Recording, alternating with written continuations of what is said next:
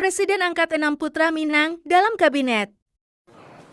Profesor Dr. Yusril Iza Mahendra, Menteri Koordinator Bidang Hukum, Hak Asasi Manusia, Imigrasi, dan Pemasyarakatan. Dr. Fadlizon MSc, Menteri Kebudayaan.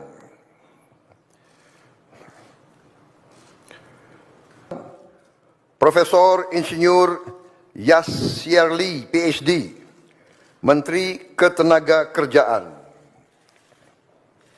22. Giring Ganesha Jumaryo, SIKOM, Wakil Menteri Kebudayaan. 30. Yuliot MM, Wakil Menteri Energi dan Sumber Daya Mineral.